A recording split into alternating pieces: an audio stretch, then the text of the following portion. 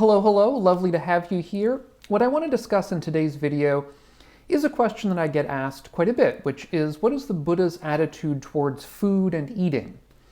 Now, to be fair, there's not a lot of information in the early suttas about food and eating. It's only a minor kind of interest of the Buddha's, but he does have things to say. So in this video, I'm going to have like 4 parts, basically. The first part, I'm going to discuss really the only explicit rule that the Buddha gave about, or I should say related to food and eating. That is a general rule. Secondly, I'll turn to some of the rules that the Buddha gave to monastics, particularly those that appear a lot in the suttas and seem to have been somewhat controversial at the time. Third, I'm going to look at one thing that the Buddha had to say to a layperson about eating, about food and eating, which might be of interest to some of us. And then last, I'll turn to the Buddha's somewhat controversial opinions about vegetarianism. So first, perhaps the only rule that the Buddha laid down related to food, in this case actually it's about drink, but that's the same kind of topic, was about alcohol, was about in fact avoiding alcohol. Some people translate it as avoiding intoxicants, but the actual Pali words used have to do with alcohol in particular. And this is the somewhat famous 5th precept. There are 5 precepts in Buddhism. I'll leave a link down below to a video that I did about the precepts in case you're not familiar with them. But the last one involves alcohol. Now, in other places, we can look for similar kinds of advice about, let's say, right action. And in lists of right action, the avoidance of alcohol doesn't appear, which leads some scholars to believe that this stricture about alcohol was somewhat of a secondary kind of concern of the Buddha's. Really, it was supposed to be that intoxicants made you more likely to violate the other precepts or violate other strictures of wrong action or right action. Not killing, not stealing, not committing sexual misconduct, those being the 3 that are important, as well as wrong speech, such as not lying, and so on. So in any event, it seems to have been somewhat secondary, but this is the only stricture that the Buddha gave, sort of a blanket across the board. There are various interpretations of this. Some will interpret it to mean that we should avoid drunkenness or the abuse of alcohol, and some will interpret it to mean we should avoid alcohol completely. I'll leave that up to you for your own interpretation. Now, second, I want to talk about some of the rules that the Buddha gave to monastics in particular. The Buddha has a number of relatively complex kind of rules about food and eating for monastics. They appear in what's known as the Vinaya, which is the list and texts about the Buddhist rules, the rules for monastics. I'm not going to get into all of those here. What I want to do is focus on a few of the things in the suttas. But as background, it's most important to know that the Buddha's rules for eating and food and with regard to monastics had to do with their relationship to the lay population. That is, in early Buddhism, where Buddhism began, monastics were not allowed to provide their own food. They had to beg for food. They had to go on what's known as alms round, where they would go in circulation around the houses in the neighborhood, basically begging for or asking for food. The word for monastic in Pali, bhikkhu, literally means a beggar, and because they were, among other things, begging for food. They were not supposed to feed themselves. And the reason for this, or one reason for this, is that it set up a reciprocal relationship between the lay population and the monastic community, such that the monastic community was never supposed to be completely isolated from the lay people. Lay people provided food, they provided clothing, housing, medicine, such things as those, and in return, the monastics provided Dharma teachings to the lay people. And that way they remained in constant communication. Other features of the Buddha's teaching to monastics about food involved how they were to eat. And these rules seem to have developed over a period of time. That is to say, in the early Sangha, or so it appears from the texts, there were very few, if any, rules about how monastics were to eat. Of course, they were supposed to beg for their food, but so it seems they could eat as many meals as they wanted, they can eat whatever they wanted, they could perhaps go and beg from the lay community multiple times a day if they wanted, at least so it seems. But as the Sangha grew larger, it seems as though the Buddha felt he had to lay down rules. Now, again, as it seems from the texts, from the very beginning, the Buddha only ate one meal a day, and he ate that meal in the morning, perhaps after his own alms round. That is to say, the Buddha would get up, after a bunch of things, he would go out on his alms round, he would collect food, he would come back before midday, he would eat the food, and that would be his one and only meal of the day. However, as I say, it appears that other monastics may have done different things. And in particular, they may have gone out several times a day, and it seems as though this might have bothered the lay people. Apparently it would frighten lay women at night, because the monastics would still be around begging after dark. Perhaps they were becoming a nuisance at times. We can imagine that being the case, that they would just sort of, get hungry or whatever, go out several times looking for food. Perhaps it became a burden. It's not entirely clear on the lay community. It certainly might have promoted less healthy eating habits among monastics, might have promoted lethargy, sloth, overindulgence, such things as that. And so, again, the Buddha seems to have reacted to this by instituting some rules.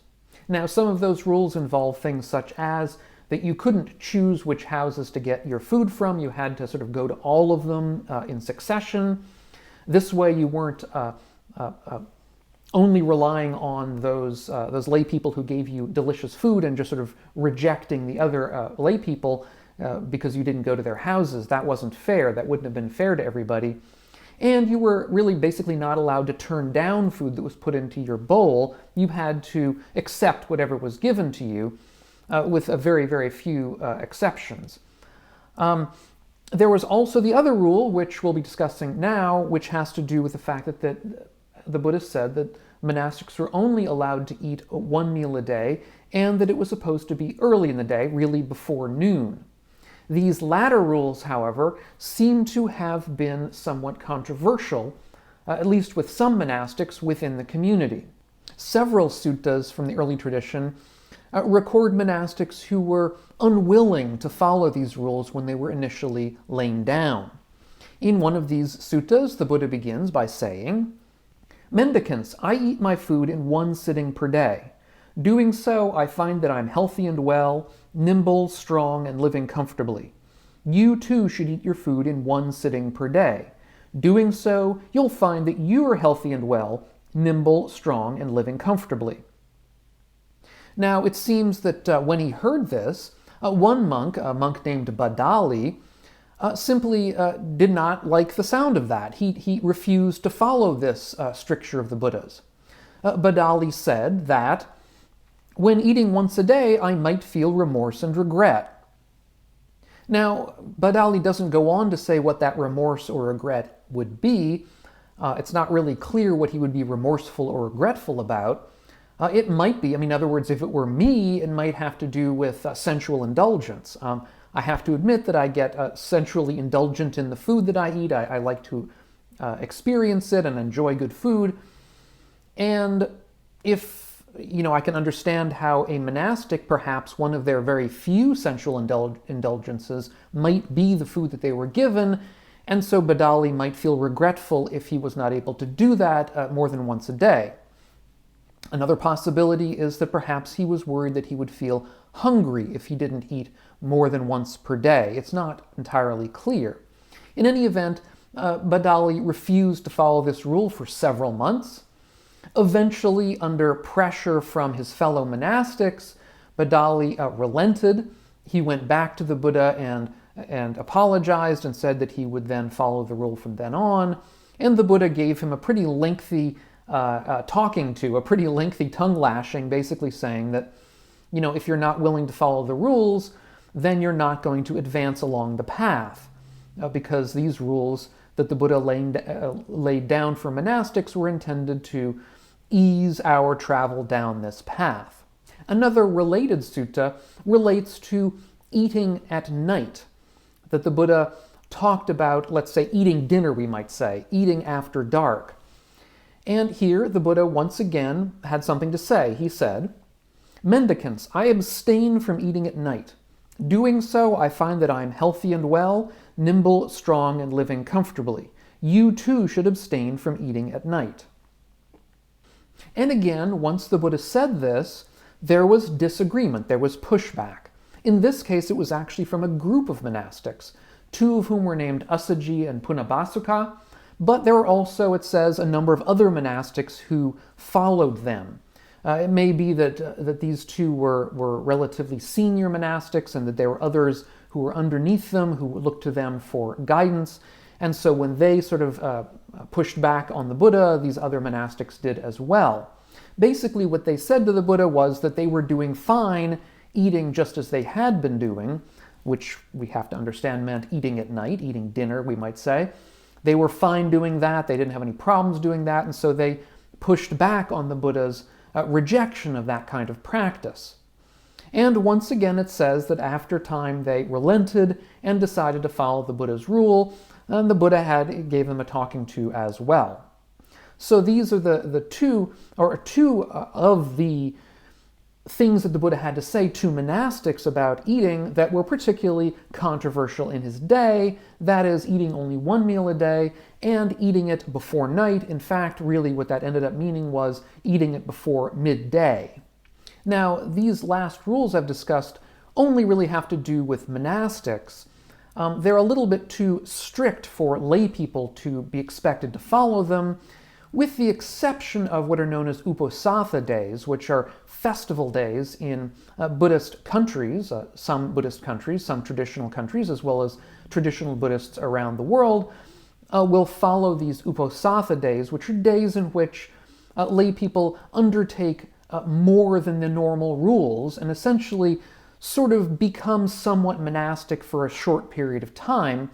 In that case, on these days, lay people may follow the rule of only eating one meal a day in the morning. It's a kind of a modest fast, if you like. But other than that, the Buddha did not have a whole lot to say to lay people about how to eat. One sutta in the early tradition, however, in which the Buddha did have something to say to a layperson about eating, involved King Pasenadi. It's said that King Pasenadi, at one point in his life, ate an enormous amount of food. He was a sort of a glutton, if you like. He used to eat his rice and food sort of by the barrel full almost. It's just enormous amounts of food. And he became overweight. He became unhealthy because of this.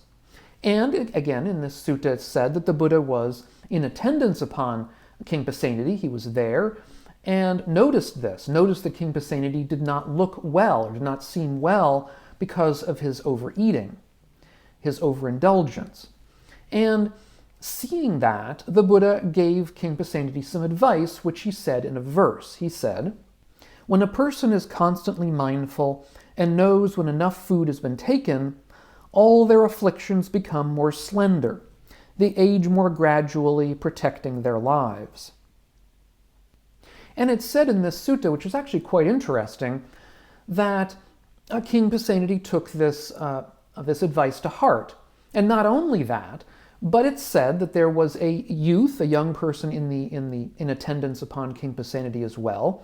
And what the king did was to turn to that youth and say that he would give this youth a stipend, a certain amount of money per day, if that youth would repeat the Buddha's advice to him, this verse of advice, every time that King Pasenadi had a meal. In other words, he wanted the youth to repeat this to him so that he would keep it in mind and wouldn't forget it. And again, it's said that the youth did that. He performed that duty. He did his job. And over time, King Pasenadi lost weight, and that the Buddha came back to him later on and was was happy to find that he was in better shape, that he was healthier and slimmer and seemed to be doing much better. A sidelight about this issue is that the recent scholar Bhikkhu Analayo has written a paper where he refers to this particular discussion between King Pasenadi and the Buddha and notes that it gives some scriptural support to the idea, which some consider contemporary, that the Dharma can be used for worldly ends.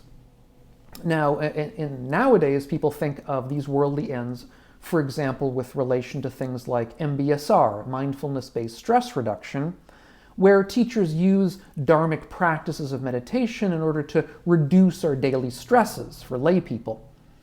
And they get paid for that. Now, what Analayo notes is that here is an example from the Suttas where a youth was given payment by a king to repeat to him dharmic lessons that related to some worldly end, in this case, losing weight and becoming healthier. And the Buddha was in attendance on all of this. The Buddha heard all of this. The Buddha had apparently no negative reaction to it. In fact, from all the evidence we have, the Buddha seems to have thought that this was a good idea, which again gives some credence to the possibility that the Dharma can be used legitimately for worldly ends that are to our general benefit. If it's a benefit of health and stress and so on, that's not a problem. So it seems that the main concern that the Buddha had with food, both for monastics and for lay people, is that we are somewhat abstemious with it. Now, of course, monastics are going to be more abstemious than lay people, but in both cases, we're supposed to follow a kind of a middle path. We're supposed to eat enough to remain healthy. We're not supposed to fast for significant periods of time. But on the other hand, we're not supposed to be overindulgent. We're not supposed to eat too much. We're not supposed to allow food to sort of overtake us. Again, there's different lines and levels depending on whether we're lay people or monastics. And of course, we're supposed to avoid alcohol as well. Now, fourth, I want to get to the somewhat controversial topic of vegetarianism.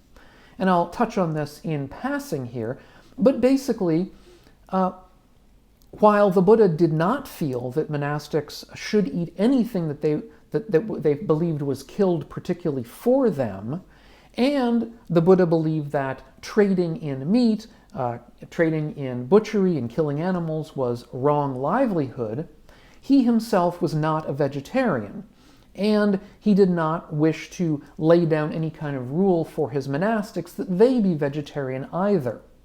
Indeed, there was something of a controversy in the early Sangha because the Buddha's cousin Devadatta believed that vegetarianism should be part of the Sangha's rules, and the Buddha pushed back on that.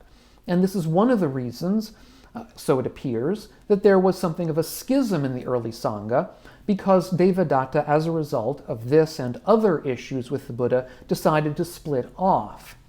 And I did a separate video about just this controversy and another related controversy that Devadatta got involved with. And I'll leave a link to that video up here on the screen if you haven't seen it or would like to see it again and refresh your memory. Thanks so much to all of you for watching. Thanks so much to my patrons over on Patreon. If you're getting something out of these videos of mine, consider taking a look over at my Patreon page and see if you want to help support the channel and the work that we're all doing here. So thanks so much, and we'll catch you on the next video. And meanwhile, all of you, be well.